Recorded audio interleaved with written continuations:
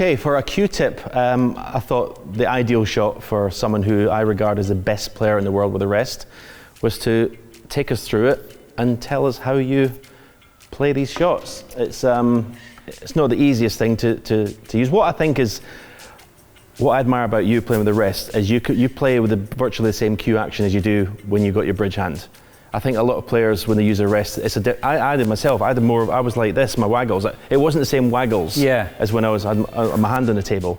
So that's what I think is a great thing. So you can play every shot because you've got the same cue action. Yeah, and of course that's the sort of key to it, isn't it? Yeah. I don't think I'm trying to get away from, because I do a lot of coaching now. I'm involved with the coaching scheme from WPBSA, the elite level stuff. I'm trying to get away from saying this is right, that's wrong. Yeah. Well, the thing is, that was one. Sorry to interrupt you. Well, the one thing, the one thing that Frank Callan as a coach did was try and teach every player that he had to cue the same. Yeah, because you can't do that. Everyone's got a different cue. No, action. and I think the world of coaching in anything, be it golf, tennis, snooker, personal development, whatever it might be, I think the world's moving away from that kind of thinking, and you've got to try. And I think that the hallmark of a good coach is the players don't all come away from that coach all looking the same. Like in the 90s, 2000s, you could see a player who'd been to Frank Callan because they all played the same. Yeah. Their technique was all the same. Whereas I think one of the hallmarks of a good coach today is that they take what that player has, that little rough diamond, and they polish the edges, and they improve their strengths. Enhance what they've got, And they enhance what they've got. They're not trying to make them all look the same from a playbook or a technique book. It doesn't work like that anymore.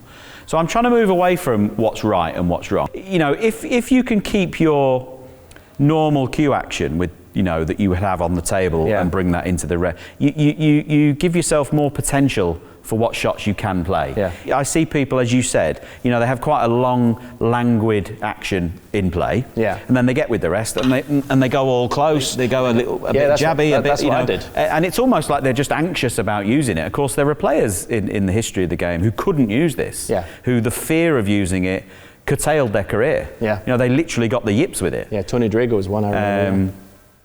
The Drago was one, Patsy Fagan was another. Yeah. He couldn't use this implement. Yeah. I'm not old enough to know if that finished his career, but it suddenly didn't help. Yes. It's like a golfer not being able to get out of a bunker. Well, if you've got a fault with one part of your game, sooner or later it's going to infect the rest of it, isn't it?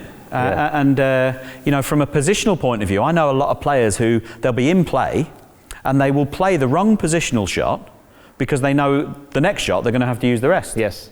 They won't play for the correct red. It'll be a situation where they should play for a red here. Yeah.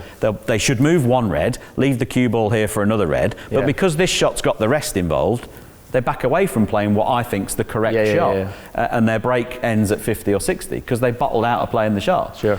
So, when we move into actually using the rest, it's really straightforward. Right. And that's one of the things I see people doing all the time. They just make it far too complicated. Right. Are you head behind the cue, or head above the cue? I think that can vary. You can go back and I know the old-fashioned one. You'd be down too low. Knock my eye out there. Yeah, no, you can't be doing that. But there are times where you do have to get low to see the line. Now, if we're talking about alignment for a second,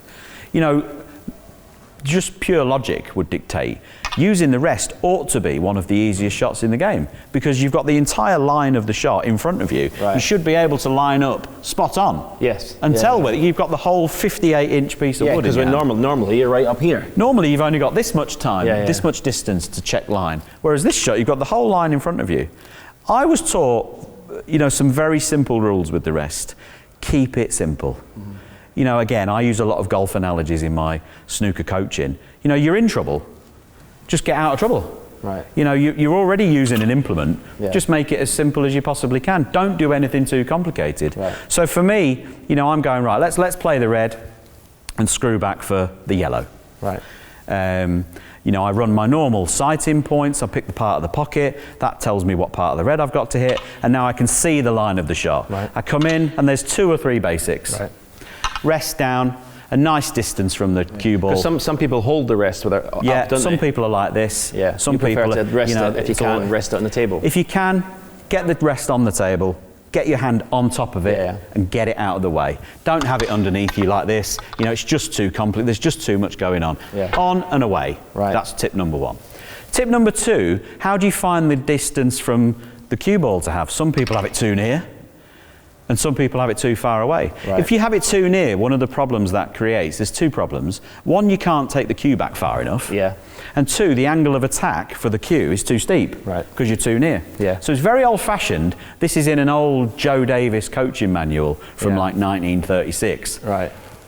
You put the tip in behind the ball, where you want it, and when you bring the rest in, and as the rest starts to move the cue, that's the correct distance. Okay. For that shot. I've never heard that before. Never heard it. And that was used more for the long rests, where you're 10 feet away and you can't tell how far. That was one of those. So rest on, away, good distance with the rest head. And this is the secret tip that no one does. Right. And maybe I'm the best in the world with the rest. Maybe Kyron Wilson is. He doesn't do this. Be honest. Go on. Don't say maybe. Well, this is why he's number 2. That's better. That's more like Shaun Murphy. That's the Shaun, you know. I'm trying to be nice. trying to be gracious. There he is. Just leave it. There he is. This is why Kyron's second. Keep your elbow up. Right. The angle of attack from your elbow to your hand here, this angle here, should be at least parallel with the bed of the table. Right. It should never dip like this. That angle, you know, from the wrist position down to this elbow should be at least parallel at all times. Right. The minute that starts to drop, you can imagine players in the past who've played like this, just the way your arm's shaped. Well, you're prodding it there, aren't you? Well, there's no stability there. And of course your arm, if you follow through far enough, wants to go over there. Right. Which is offline. Right. So keep the elbow up. That's tip, you know, number 3. And the 4th and final tip is this is really the only type of shot where I would encourage players to have both elements of a short backswing and a short follow through. Right, okay. Normally I would be telling you to have the backswing that suits and quite a long follow through to get the spin. Yeah. But because of the shape of the arm here, the longer the follow through, the harder it is to keep the cue straight. Yeah. If you follow through, you know, too far, you end up, the hand comes away and the cue actually comes offline. Yeah. So it's sighting, good head position, rest out the way, elbow at least parallel with the bed of the table, short. Effortless. Effortless. Guys, I think you'll agree that is a masterful tip on using the rest from Shaun Murphy. And if you can't learn from that, then, well, it's going to be hard work. Shaun, well done. I appreciate it.